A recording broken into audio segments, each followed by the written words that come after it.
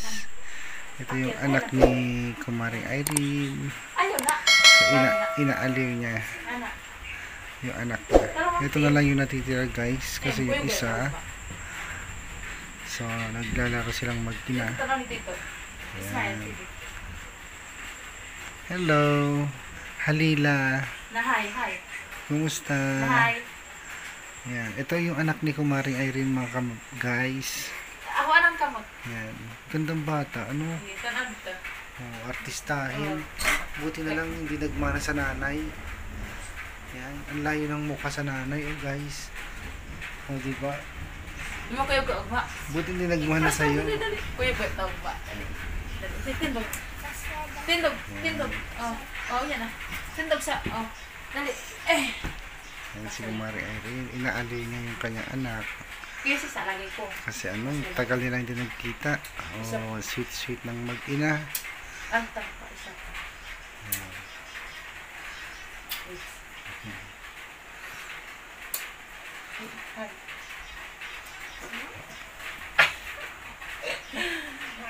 Sayang lang wala yung isa ano.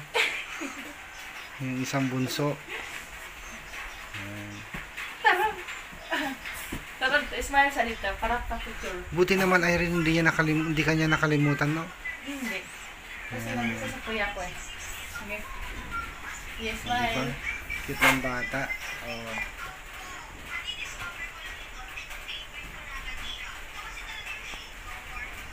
Lahat na po na ako. Tarang dito. Sige. Ilang taon na to, Irene? 4. Magpa 5 January. Pwede ng kinder. Kinder, ano na ito? Kinder. Kinder na ba siya? Ganun.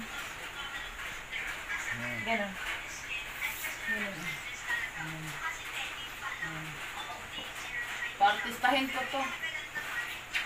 Ayan. Artistahin? Paartistahin ko yan. May panak pala mag-showbiz to.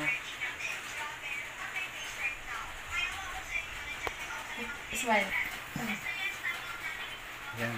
Tinuturuan ni Kumaring Irene ng mga pose. Cute naman. Buti nilagmana sa mukha mo, Irene. Diba? Bibo rin na bata to eh.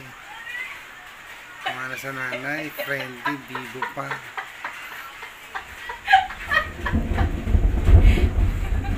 Katuwa. Katuwa tingnan yung mag-ina na mahabang panahon ngayon lang nagkita ulit. Oh, diba? May pa-heart-heart pa sila. Oh, diba? Siguro kung kasama mo yan Sabra, malilibang ka din, ano? Mawawala yung homesick mo.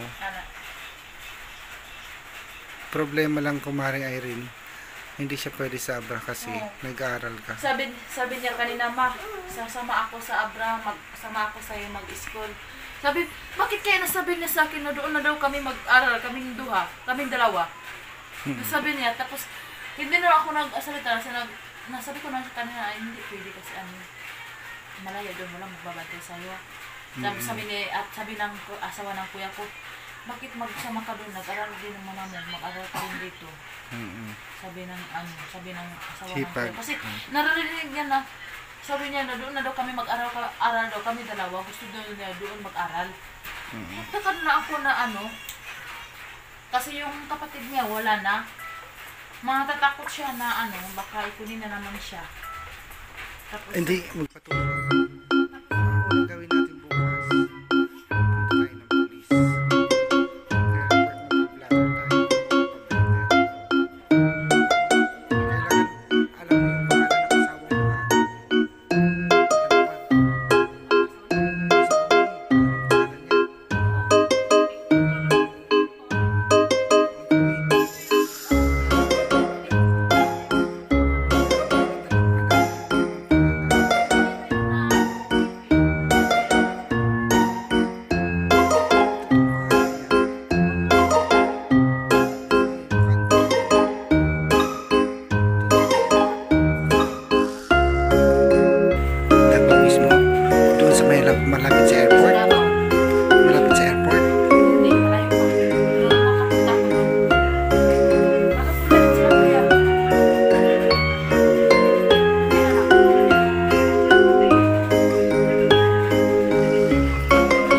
Pero ang gagawin natin,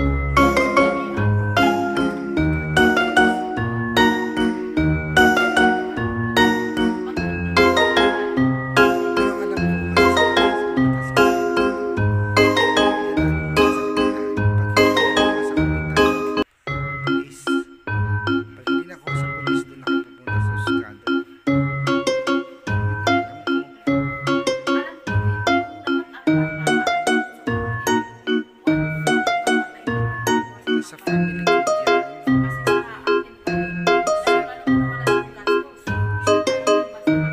siya sabi mo nga, ay, pinapupulis mo, wala na siya.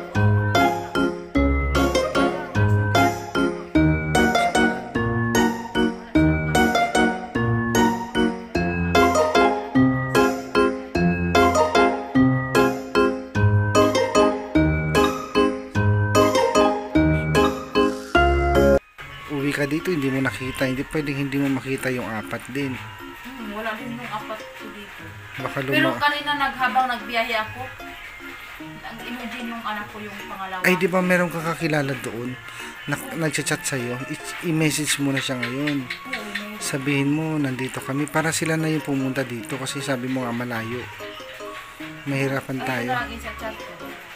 So, sabi mo sila, hanggat maaari sila na yung pumunta yung anak mo dito. Kahit makita ka man lang. Tama talaga yun na Ha.